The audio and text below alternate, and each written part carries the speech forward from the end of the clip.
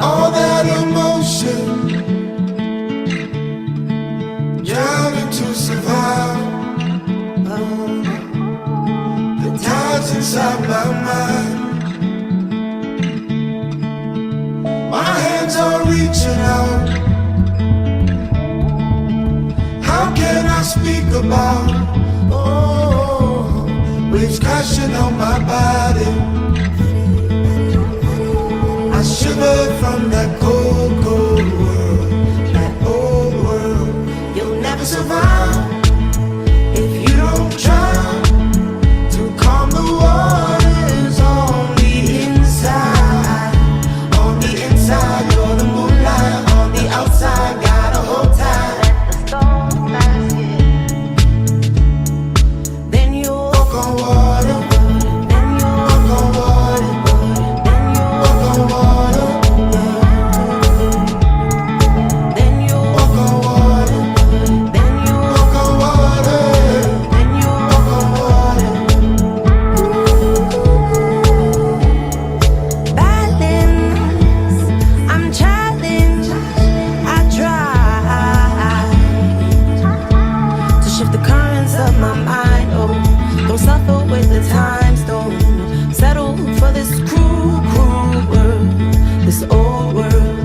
You'll never survive if you don't try to calm the waters on the inside. On the inside, you're the moonlight. On the outside, gotta hold tight. Let the storm pass it. Then you walk on water. Then you walk on water.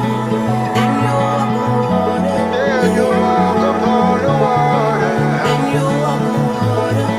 Then you walk on water.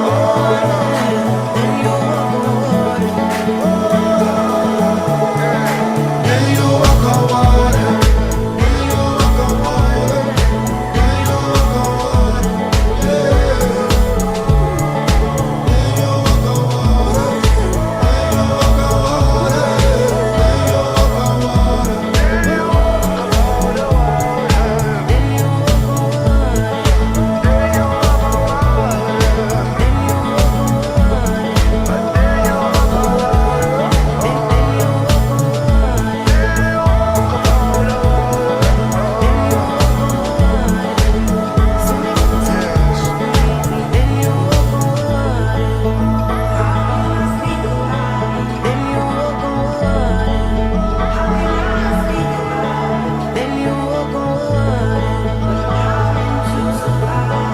Then you walk on water.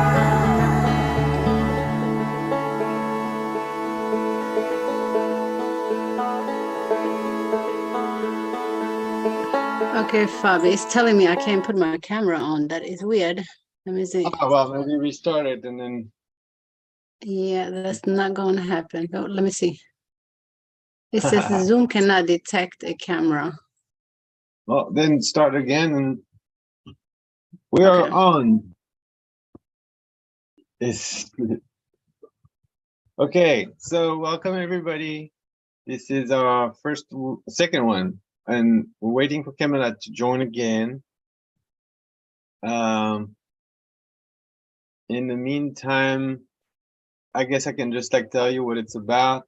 We just started a group of like parents who already have maybe toddlers or like teens, parents who've already had kids, and also those who don't, maybe they have newborns or they are going to have kids. And we're just basically talking about like parenting as a village, not parenting as a parent, but parenting as a village, and how everybody can support parents in their parenting. So that's kind of like the subject, and we're gonna be doing just like a short like discussion today with Camilla, and then we go more private with the parents who are joining us on Zoom, so that we can have like a close circle with like, you know, confidential sharings and things like that. So if you are on Telegram, you can ask question. If you're on YouTube, you can also ask question. But I think the most interesting part is after the live, when we keep our discussion between us on Zoom. And what else about parenting? We've started like guidance calls on the website for parents and also for anybody who is part of the Pranic family to help when it comes to anything related to like mindfulness, like juicing, detox, and like different tips and tricks that you can use with your families. Yeah. So now we're gonna be live with Cam and have a little discussion about the topic. There we are. Oh wow. So apparently parents like Camilla are like businesswomen. There's a lot of parents out there who are already kind of like overwhelmed probably between like, you know, work and family. I don't know if that should be the topic of like today, Camilla, or if you had another topic. But anyway, you'll have to unmute yourself first. You're muted. So there you go. Am Hello. I fine? I was talking. Yes, you are just fine. Okay, so I joined you from my phone right now, and my battery is low, so I'm trying to join you from my laptop. But yeah, what do you can ask me questions, for example, about, I had an idea what we could talk about parenting, right? You can ask me different questions about a certain situation with a child, and I can tell you like how I would deal with it in a mindful way. That's what I thought we could do. That's a great start. Yeah. I mean, basically, we would start with that live discussion right now that we're having, you know, on YouTube.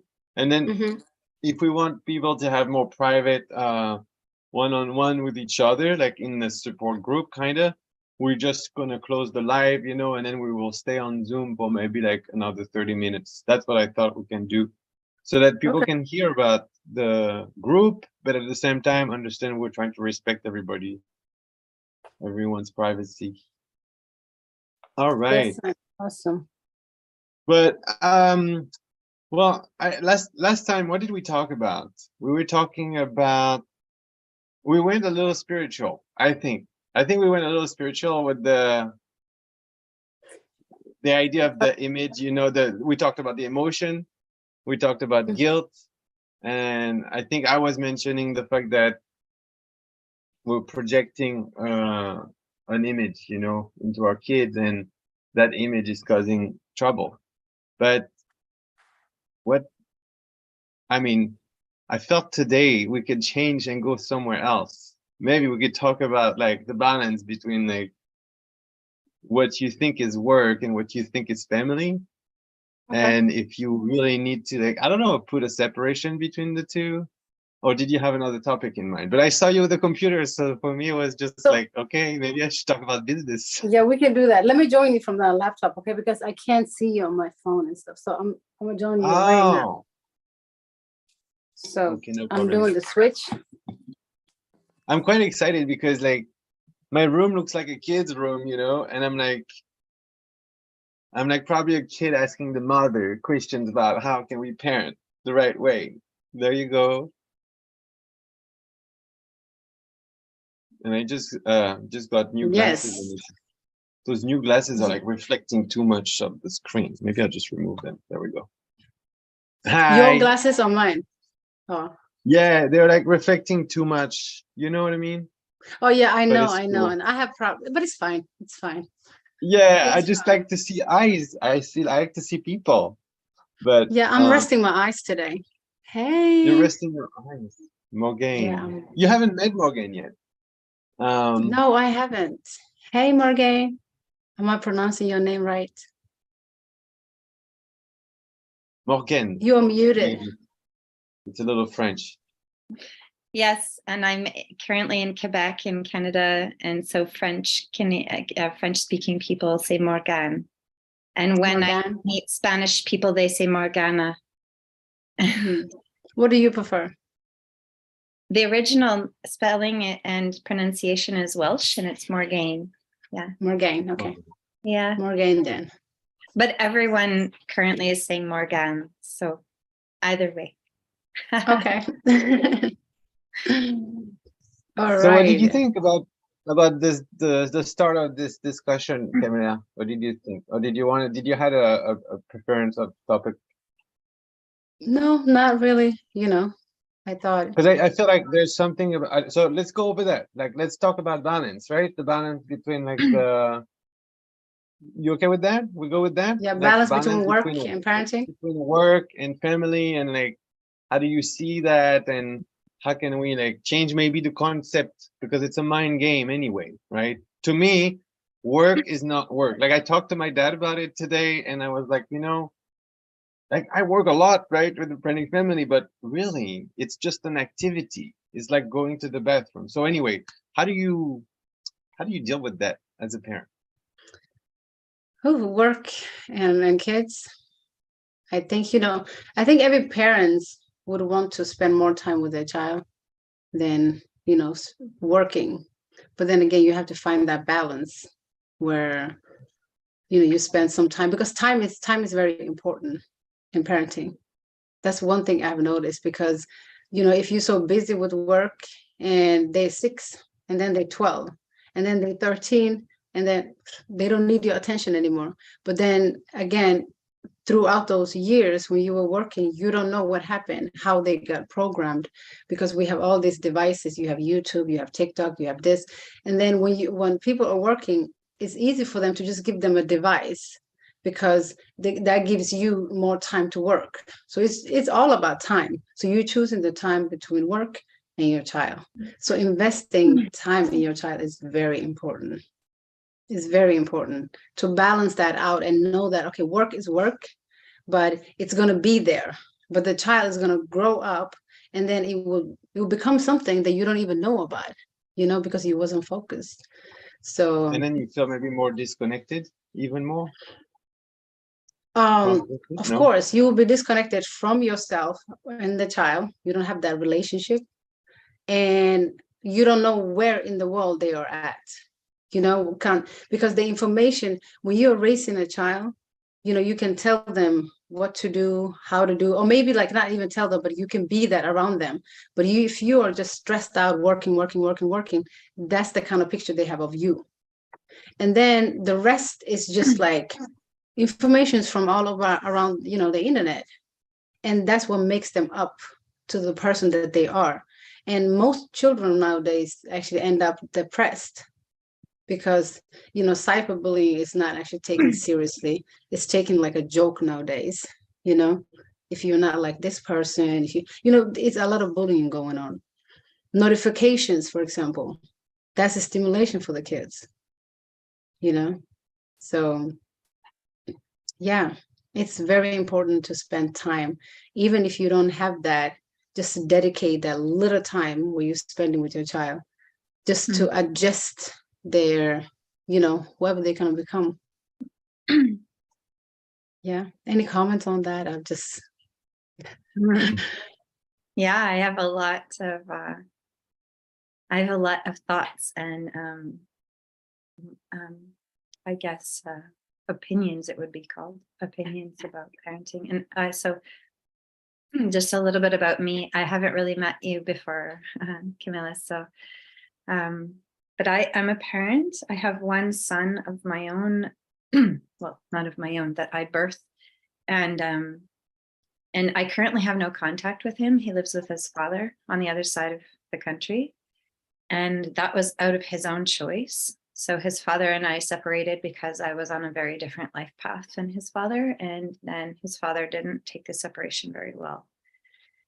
And so my son basically has been, I don't know, this word groomed is part of our lexicon now, but he was groomed by his father in a certain kind of lifestyle. So when he's with his father, he's playing very violent video games, and he's going to a public school, which is what I never envisioned. And so it was a really tough experience for me. But I chose to navigate that with my higher consciousness around that topic. My son eventually chose to not have contact with me because he was so not interested in my lifestyle and more interested in his father's lifestyle. And So my son is 14 now, but I have no contact with him since he was 10. But the universe put me in a position where I'm now in a relationship since a year and a half now, in a new community in Quebec. I was in Vancouver on the west coast of Canada, and now I'm in Quebec, just north of Montreal in the mountains. And my partner has 2 children. So I'm in a semi-parenting role here now for 2 girls. And so they're age 11 and 8. And, or sorry, 11, and she just turned 9. And so it's a little bit of a different role because there's a lot of things that were not my input in the parenting up until now. But my perspective on these things is, so that's just kind of my situation, just so you know. So now my feelings around these topics is that it's all about presence, and what presence you're bringing to children. So we no longer have what I would call a tribal setting. So tribal setting is where children are fully integrated into a community from the beginning.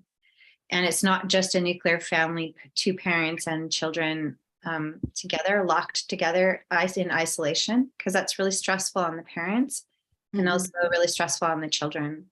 And so outside of a tribal setting, we have a more condensed version of intensity, what I would call intense experience.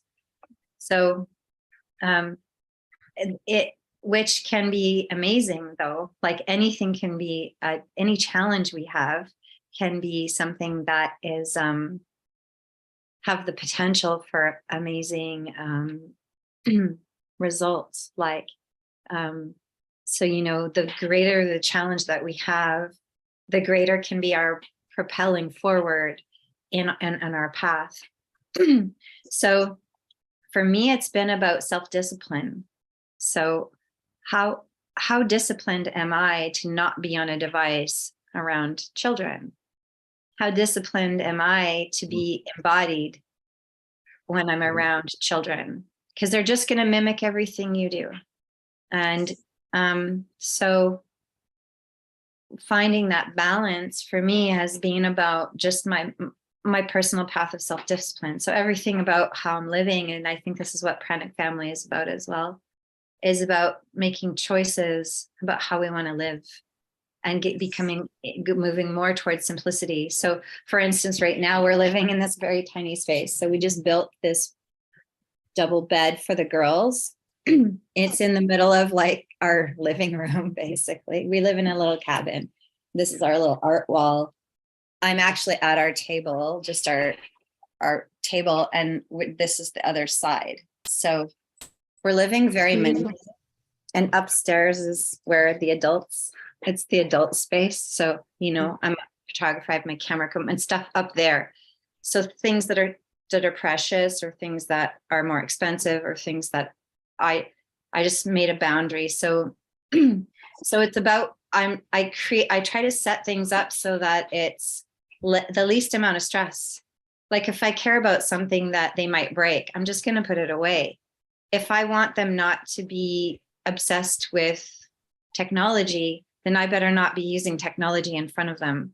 So for me, it was about being disciplined enough to set up my life in a way so that these things are very minimal. Like I don't need to be on my computer in front of them, or I don't need to be on my phone in front of them. I save that for when they're not around. And so when I'm with them, it's a lot about presence. They have my presence.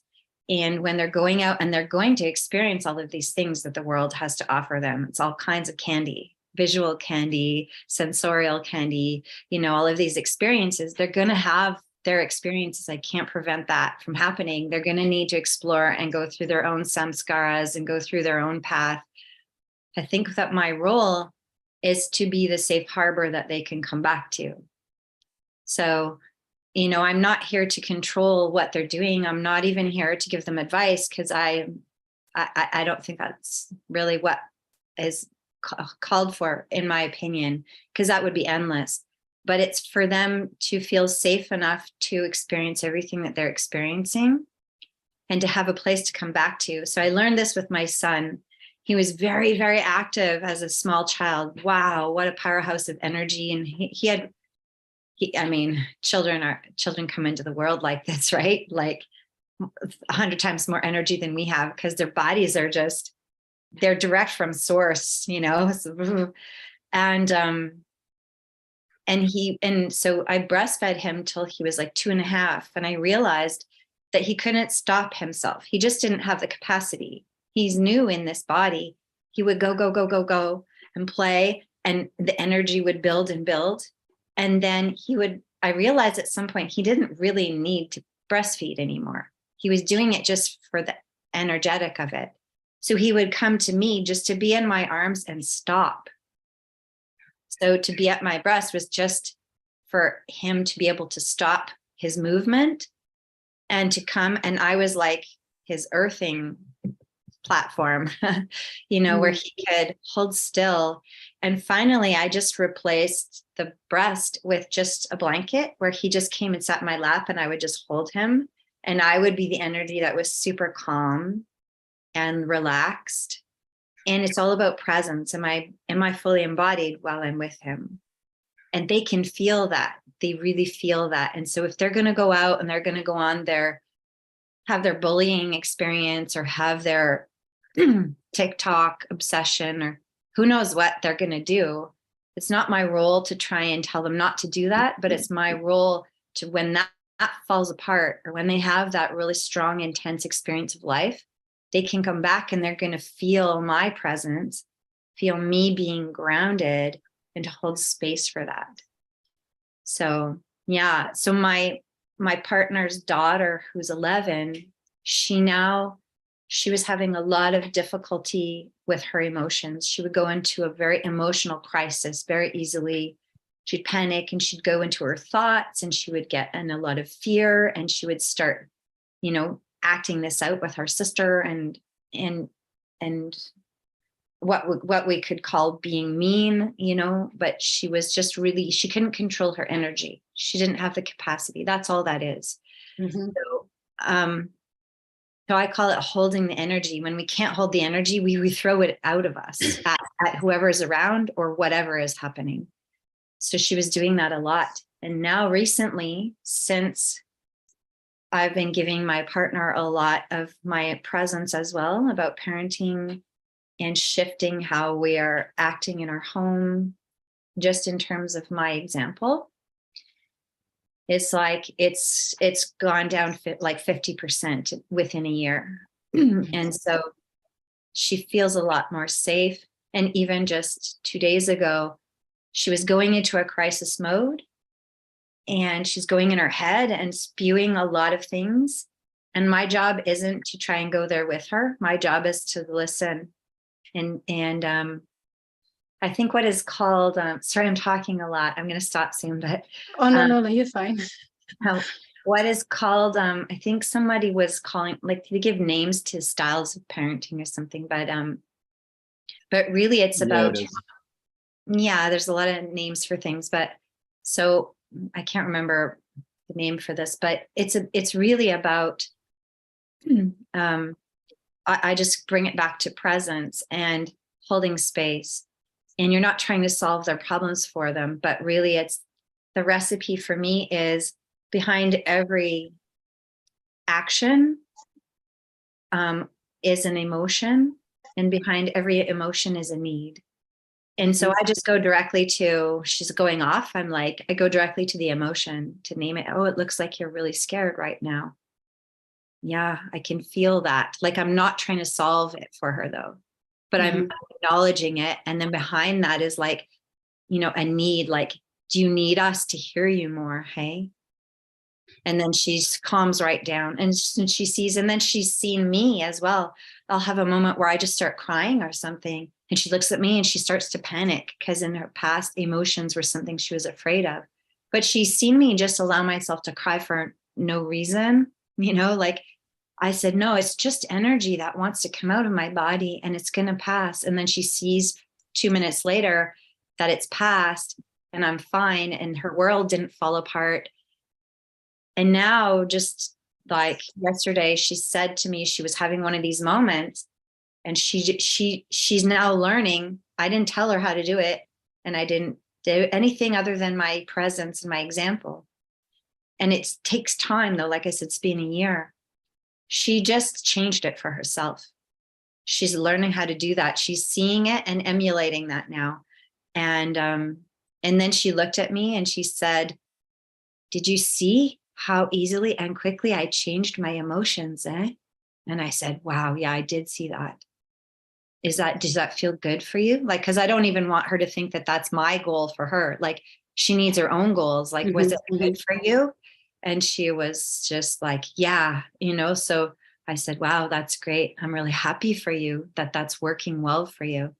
So it's not even for me to dictate her path, like these souls are arriving and they've got their own journey. Like, it might be that they need to go into deep, like, unconsciousness even. I don't know. That's not my responsibility for their path.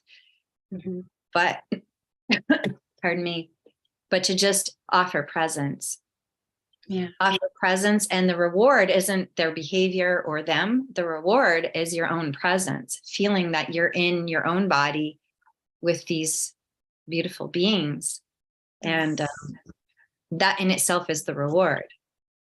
It's like not the result or not the what's happening for them, but how you feel in that moment, being that older, more experienced being. Yeah. I don't know if presence, life work balance is, I think it's all about presence and self-discipline. So that was my long talk about that. I love that. Thank Yeah. you so much. Thank you so much. You have understood the parenting first and foremost.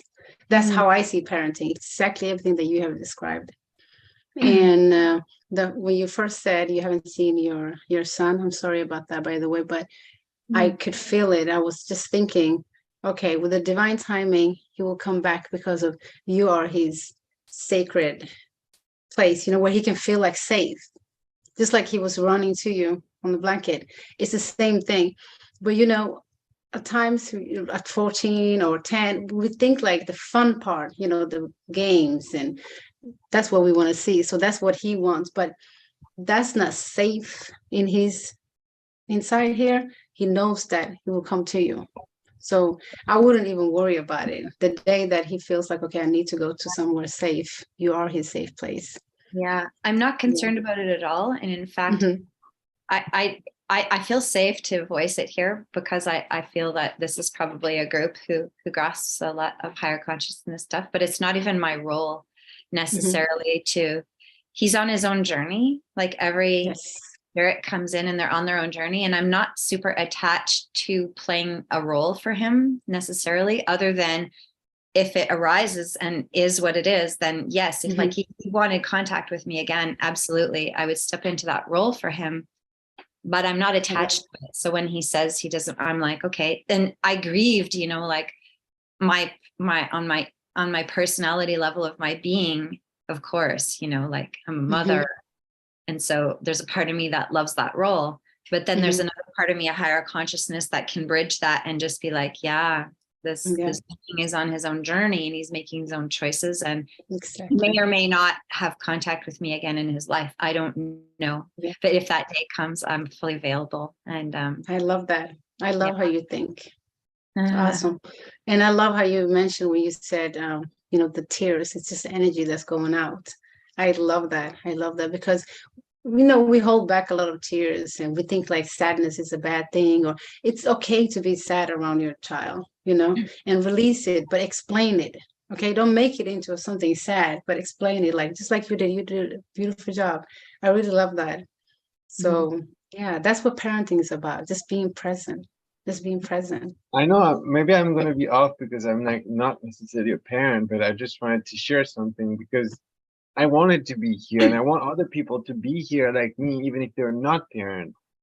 so that they can also understand, like, just like you were saying, I wish and I hope for many parents to maybe like grieve maybe on that image that unfortunately is created, that we own the child. But I also hope that people like me, don't necessarily have parents, kids, can also like start taking responsibility. And because I know myself, I messed up in a way in the past by being with my cousin's kids, or by even being around your kids, Valentina. I've messed up when I was in Costa Rica with you. It's like I wasn't playing with your kids, I wasn't there for them. Like many times I've seen myself, because I'm not a parent, so I don't have that. But in the end, they're just beings. They're just like beings. They don't belong to one person, and we need to be responsible for them as well. And what you were saying about our action, and everybody should know that it's not just, especially when they're younger, they're imitating right away. But we are doing this to each other even as adults. We imitate each other. So I think, yeah, definitely any parent should work on themselves and be joyful in what they're doing, because that is what kid is gonna imitate. So if the parent is joyful on the computer, well, you cannot say no to your kids to be joyful on the computer. It's not possible. But if the parents is just playing game and just eating some junk, the child will also like that and do that. They just imitate. And the opposite, like, I don't know why I didn't play enough with kids in Costa Rica when I was with you, Valentina. And that's something. Fabi, when you say like I'm not a parent, I don't think you have to be a parent to be able to interact with a child. I think it's actually very necessary for a kid to talk to someone that's not a parent, because parents are always like, do this, do that, do that, do that, do that. So it's better for them to actually interact with someone that's not a parent, because you will talk to the child as, someone normal than just guiding them and telling them what to do, like it's YouTube is not a parent. It's absolutely necessary, in my opinion. It is. So it's not, you don't have to be a parent. I should say like children should have less interaction with the parents sometimes, and then have like interaction with older, that are not parents. Just because of you will be able to talk to them normal, while we would have like some judgments or something that's just popping up just because I'm a parent, Yeah, I think I have to guide them. I think I need to tell them what to do, but we don't need to tell them what to do. They have choices. You become whatever you think is right, and then they can make the choice of becoming that. If they would like to juice, they see you juicing, So, but I see it's important, Fabi. I see ourselves as human beings, like, and I'm ashamed of myself to say that, because right now I really enjoyed all of the Pranic Family people, all of you guys, and I'm just like, excited about like building things, on the computer. But unfortunately, well, I'm also very excited to go to Costa Rica soon to build our center and plant bananas. But at the same time, sometimes we need to do things on the computer, and I see myself doing it, and I'm like, yeah, there's no good balance. If I had a kid right now next to me, that would be really bad, really hurtful in a way. So I think it's really us that, yeah, we need to work on ourselves. Like when we say like I only allow my kid like maybe 2 hours of screen time per day, actually it's not the kid that you should allow, it's yourself, right? That, like what you were saying, maybe. It is. So if you can stay away, if you're using devices in front of the child, I don't know. That's not actually. I would say that, Fabi, it's like there's no right and wrong. So if, for instance, you were because you have this value that you wouldn't want your child to be on a screen a lot, then it's good that because you're on a screen a lot, you don't have a child right now. That's a good, that works out well. And if you did have a child and you still had that same value, you would want to make sure, just what I was talking about, that you find a way to have self-discipline where you organize your life. So for instance, I was a professional photographer and I was on the computer editing a lot. And I made a promise to myself that I wasn't going to be on the computer while my son was awake, because I didn't want him competing with a screen for me, for my attention. And so I had to organize, but my life was unmanageable because I was working full time as a photographer, and I was working at night when he was sleeping. And so I couldn't sustain that. So there is a way in which, as a community, we adopt different roles. And so even for me as a parent, I don't claim that I'm a person who can care for kids all day long. I can't. I admit that. I'm not a person who can keep kids occupied and entertained all day long. And this is but I have really good ideas around parenting, and I have really good ideas around it being an example for children. So for instance, I don't try to entertain kids ever. I'm like, no, that's not my role. Sorry. So, but what I do is I make art, and then I'm just going to do it while they're around. And if they start getting interested in that, then this starts happening. Like the girls are making art, and it's cool. And so we did announce, like in our family, that we're having a technology detox. And so the girls were starting. So their mom lives separately from us. So they spend their time between their mom's place and our place. And at their mom's place, she introduced tablets to them. She introduced technology to them. And we were like, oh no, now what?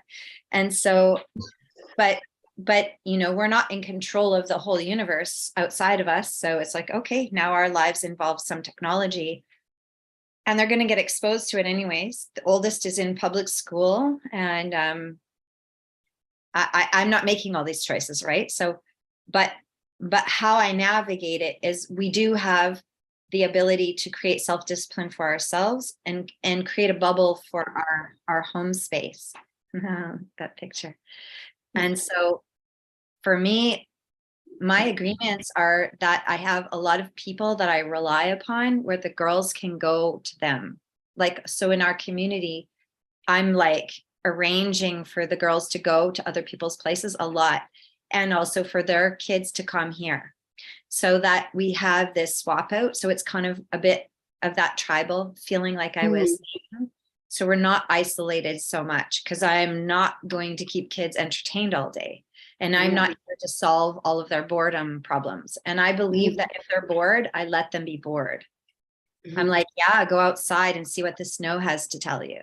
Like I'm not interested in being a source of them being, I'm not the source of novelty for them, because the human brain wants novelty. It wants newness. It wants new experiences. It wants to learn. And I'm not here to provide that for them. I'm like, you can look at the snow all day long, and you're gonna, it's not gonna be boring, like. No, but they have that anyway. I mean, Exactly. They find everything interesting when they're younger too. And then they get conditioned to, through our environment, to lose that. And so, but I'm in a place where I do what I like to do. And the kids that in the neighborhood, or the kids, they gravitate towards me who like the same things, and there's another little boy in our community here who's like, he's a live wire. He can't stop. And he goes, we always send him to my partner who does construction. And so we're like, here's some tools, go for it. Stuff, like build some stuff or break some stuff, whatever you need to do. Right. But he's not going to sit here and paint with me. It's not going to happen. Whereas some other kids in our community will do that, or sew, or do things that are more my speed. That's what I like to do. And I'm not going to try to entertain kids that I'm not going to take that role. So this is kind of my sorry, I talk a lot, but Fabi, this is my response to you saying that you felt bad that you weren't taking more of a role. And I would say, take the role that feels natural for you. Yeah. And like, if you like certain things, if you don't want to be the example of being a designer for kids, maybe you would be the example of being a designer for older kids, like. I think my thing was probably, you're right. I think I've always done what I like to do, Mhm. And I do think that there's a culture problem, probably, because I think there's always like, other humans that think, oh, this is how you should play with kids, this is how you should do it. And then they're looking at other parents or other people and they're saying, oh, he's not playing with kids because he's not doing it this way. Yeah, but that's It's a little complicated, but I think I always loved kids, but in my, just like you're saying, in my ways. you're just supposed to be you around them. You're not Yeah, supposed but to entertain them. Like you the said, you're not supposed to conversation, entertain. though we have to respect a little bit of boundaries, I think, like, just decide, it's always, even for ourselves, like deciding what is healthy, what is not healthy is also like a big question mark anyway. But whenever you decide, I think you have your little boundaries, and these are the boundaries you should play on yourself, not on your kid. That's it. Yeah. So I think right now I'm out of boundaries, and this is good that I don't have a kid for right now. But what The about only thing you can give a Renzu? child is presence. That's What all. about you, Renzu or Val? Did you wanted to share something, Renzu? I don't know. Oh, You is that come on. Ransu? Hi, Ransu. Yeah, he's in South Hi. Africa. Hi. I was actually on YouTube because I didn't have lights, but hi everyone. I think, yeah, I just have to work on myself a lot, okay? Because I see a lot of things that I do that they mimic, and I have so much trouble, accepting, and I want to control it and change it. I'm actually not a I know you probably say I mustn't say this, but I feel like I'm not a good parent. So that's why I joined in, to really learn, because I want to change my children. I want them to be a certain way, and I feel like it's not healthy, and it's bringing me a lot of anxiety. So listening to Camilla and Morgan, I hope I'm pronouncing it right. Quite inspires me to come in here, and thank you for just this initiative. Thank you, Ransu. And first and foremost, that feeling of being like, oh, I'm a bad parent, it's a normal thing. That anxiety, that's a normal thing. I always used to say like those two feelings that comes with parents, you don't even want to be a parent, because feeling like that guilt and feeling like you did something wrong and you're doing something wrong, leave it all alone. Leave it all alone, because it's just a feeling that will just eat you up for no reason. For no reason. The best thing you can do, like Morgan was saying right now, be present. Just be present. And by being present, you got to be you. You have to do the things that you love to do, and the children, they just need presence. That's all they need. Is if you are present in doing what you love to do, they can make their choices. And then sometimes when they have something, explain it in a way that you understand things. But every time you feel guilt, leave that thing alone. Just leave it alone. There's no reason to have it, but we all have it. We all drown in those feelings like, oh my God, I'm a bad mom. I did this, I did that. All of that, we drown in that. And that's the worst part of being a parent, is the guilt trips. So leave them alone. Just, you can't live otherwise. You can't breathe, you're living in guilt. And that's when you become like a bad mother, because now you're living in that little guilt. And you can't even perform. You can't be you, and you can't be anything for them either. So you're a good mother. Thank you. I needed to hear that, because I was even feeling like I need to, I've been homeschooling them. So I felt like, everything is just breaking down, and I probably need to take them to school. And then when I wanted to apply for school, there was a review for that school, and there was this mother that said, don't take your kids there. And the school is very bad. They don't give them attention. And I was like, okay, maybe it's a sign from the universe that I shouldn't take my kids there, So yeah, I'm in that guilt trip, and I think I just need to, like you say, I need to wake up from it and leave it alone. Yeah. It's just the mind. I promise you, you're not doing anything wrong. And then, the universe will always give you signs. And if it says like, hey, homeschool your children, don't even overthink. Don't even overthink. Do it. Just listen to your heart and just do it. Yeah, I think that there's like a very interesting balance to keep, like where you, from one hand, you have to tune into your child very good, you have to be able to tune into him, like into his world, and it requires your time and everything, like read parenting books and all that stuff. And from other hand is like you don't want to lose yourself by doing too much, like for them, you don't want to lose to doing for your stuff. So it's a very gentle balance to keep. And also for me, I think, like if you ask me early about education and child raising, I would say like education of child is education of yourself, and the most important thing is self-discipline, blah blah blah. But right now I would think like what I say not I doing, but what I would like to do for my kids is like to bring paradise to earth as much as I can. And the only simplest way what I know to do that is meditate myself. And if I meditate and I'm happy, then everybody will be happy around me, including my kids.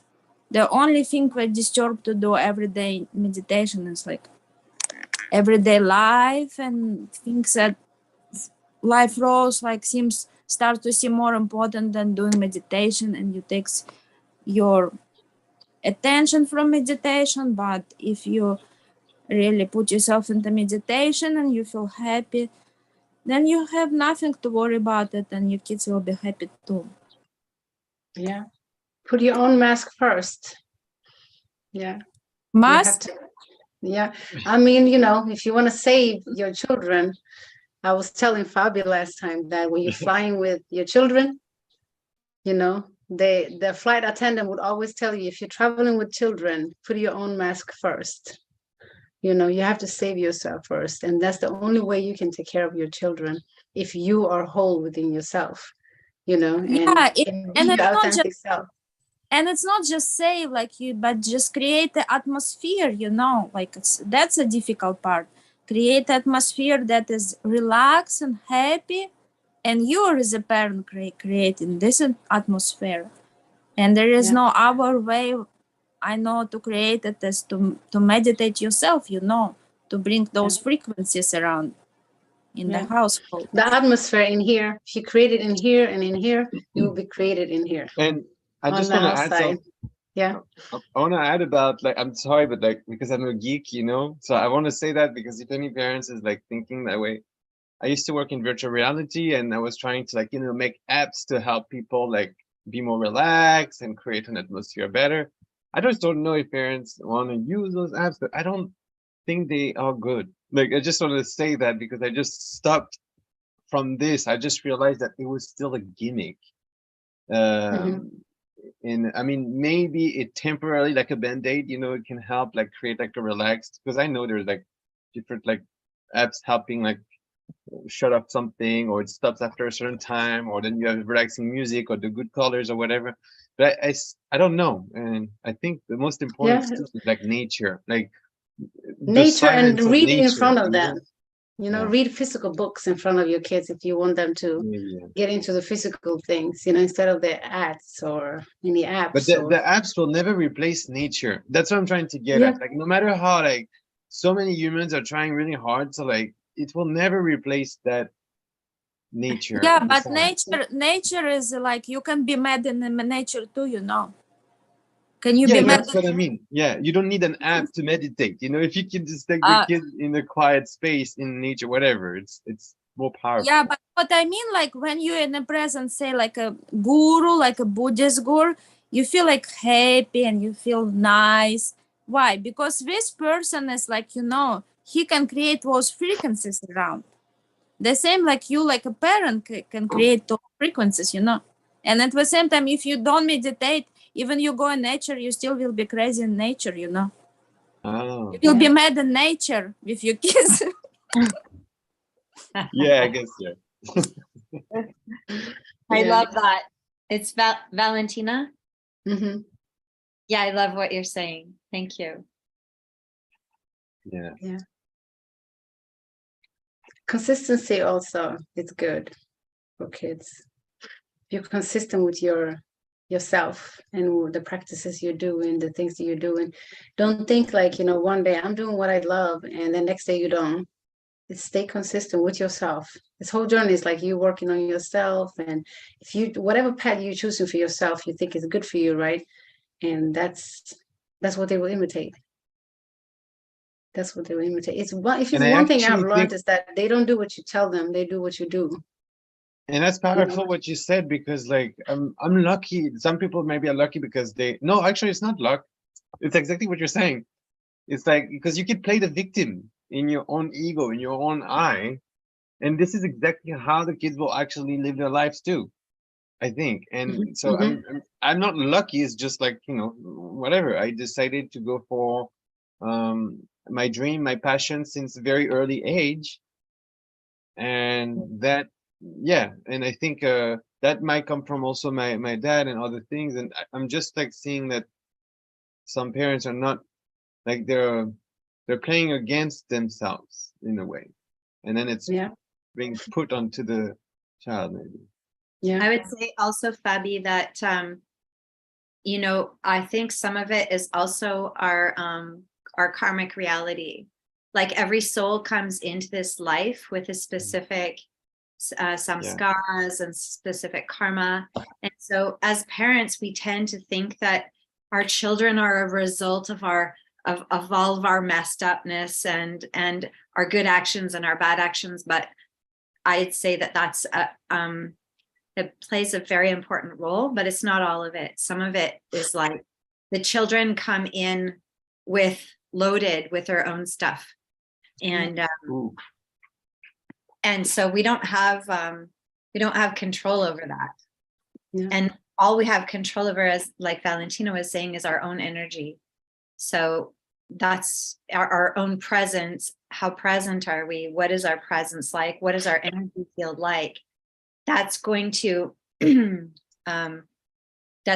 benefit them on their path, no matter what it is, no matter, because there are some children who will be raised in like abject poverty and a lot of social obstacles, you know, but they thrive and they succeed and nothing stops them. Yeah. And then there are other children who have similar conditions and they're suffering greatly. And some children who are born into, you know, like a situation. I have a friend whose parents lived in an ashram and they were, you know, very spiritual beings and everything. And she suffered in her life greatly.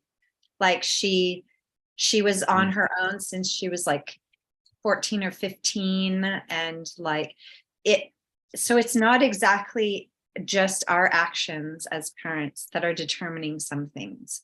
It has a big impact, but that's not 100%. So we have this nature versus nurture thing going on. But I believe that every soul arrives with a whole history behind them. And from my practice that I'm an HK practitioner. I don't know if you guys know about holographic kinetics. I don't know if you've ever heard of that, but it's basically doing some like shamanic work where you go and you clear some past life stuff or things. And you see people what they arrive with, and it's from their genetic history and also past lives. This is there from the very beginning. And also then from there in this lifetime is just basically adding to that. And it's a small, like it makes it interesting, but it makes life so interesting. I know, exactly. So this one lifetime is just one piece of their entire puzzle. Mm-hmm. And it determines a lot in this present life course, but not all of it. Yeah. So I think it's just that's about what they come free. Just through us, you know. They're not, but it's about like they just come through. The parent can free himself Like as long as you feel more free, maybe, and joyful, if you can free yourself from any entrapment, that's just good enough. I don't know. I'm trying to get the root of it. Yeah. Yeah. I love that. They have all their own karma and their own path, you know. Yeah. Like they're It's just part- coming through. It's part of that guilt that we have as parents that, oh, I'm responsible for the outcome of this entire being's life. And it's like, whoa, hold on. Actually, like they've got a whole bunch of stuff that they arrived with that is not about me. I'm adding to that. I'm adding this most current layer to it. And you want to do that really well as we possibly can. But we have to forgive ourselves too, because we're not going to be able, this world is as it is. And we're all choosing to incarnate into this world as it is. And so we're not here to solve the problems of every being. We can't. Exactly. We can only solve this. And so even with our children, I did as much as I could for my son. And also karmically, we only have a direct say in their beings until they're 14. When they're 14, they are energetically and spiritually on their own after that. Yeah. They're still with us, but they're considered to be karmically like on their own path now. Their ability to make their own destiny, so to speak. Yeah. So there's a That's lot true. of layers of things that, and ways that we could look at things.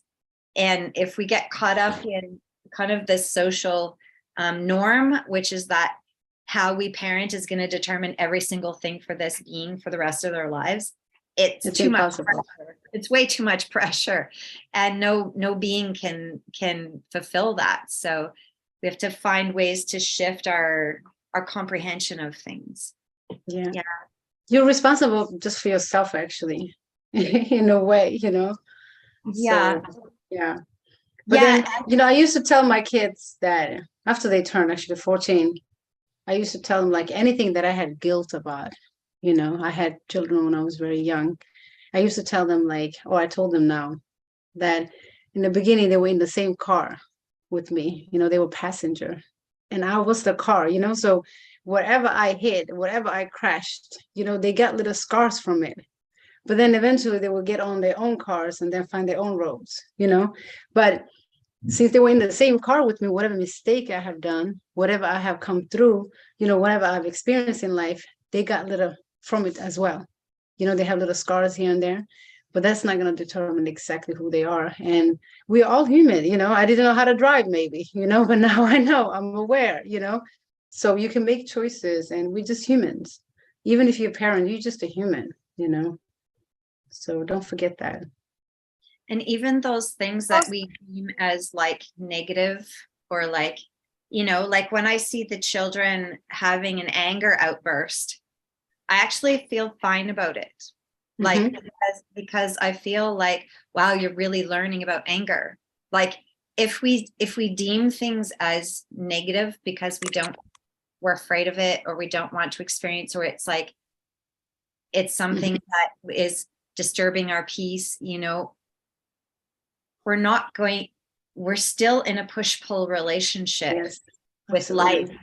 And if we can calmly observe everything, like, wow, you know, I would just say, wow, you're really feeling your anger right now. Yeah. You know, exactly. like, wow, I see it, you know, like, and you're about to hurt your sister. So I'm going to have to intervene because you're not able to stop yourself right now. So, but wow, you know, and now let's take it outside, you know, so I'm not shaming them. I'm not like, it's like things are allowed because they're going to experience the whole spectrum of what this playground has to offer, and they're going to fall down, they're going to hurt themselves, they're going to hurt other people, and we have to learn how to go through that without it breaking us completely. Absolutely. In early age, I used to tell them when they get too loud, now you're too loud right now, go to the room and then come back when you're done. Okay. It's like emptying yourself. It's normal. It's normal. You know, it needs to be felt. They cry when they're happy, all of that needs to be felt and find the balance in it, you know. Yeah. So I used to help. I still could do it, but I'm not doing it currently where I am since the last year and a half since I moved. But I I was a doula, so I was helping women birth babies. Mm. And it's the same thing. Like there's in birthing, it's one of the most, as we know, sorry, Fabi, but it's one of the most intense experiences, physical, sensorial experiences that we go through in our lives. For me, it was, and most women that I speak to, they're like, wow, that was so intense.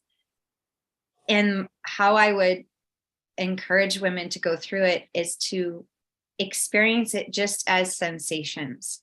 Really just observe that it's a sensation. And I said, yes, it's going to be one of the more stronger sensations you've ever experienced, but you can move through that. It will never be more than you can cope with. I said, but it will be strong. And so I gave them techniques on how to move through that and to work with the body's energy versus against it and resisting it. And it's the same with emotions. It's the same with any energy that we're experiencing. So either physical sensation or emotional sensation or thought forms that are coming in. We have crazy thoughts sometimes too. Wow. Wow. I just had a crazy thought. That was intense. And then let it go. Like, don't get stuck on any of these, just to be like, ooh, wow. And somebody was saying that when you experience intense anger and intense excitement, that if you stop and you just observe the sensation of it without the story, they're actually pretty much the same thing. So being really excited and really angry are pretty much the same thing. Yeah. It's just that we have a story that goes with each one, and one excitement and one anger. But if you pause and you just go, wow, I'm really in a wave of something right now. Like, the wind's blowing really hard right now. Wow. And just let yourself experience it as a sensation. It's actually kind of interesting. Yeah, it is the same because of, somebody can get scared of something and get frightened, and then you can be excited about it and be happy about it. And it's the same thing, somebody call it negative, somebody call it positive. So it's like, it's the perception, the person attached to the experience, what they see. Hot and cold. Like for me, hot and cold is just, it makes no sense. It just that's it. Yeah. Oh, blue and red. Blue and red. Which one is good? Okay, sure. Anyway, good and bad. I'm gonna close the live stream, but if you guys want to finish here, is that okay? I'm just closing the live. Yeah, that's fine. I'm gonna share all of the crazy story now. No, it's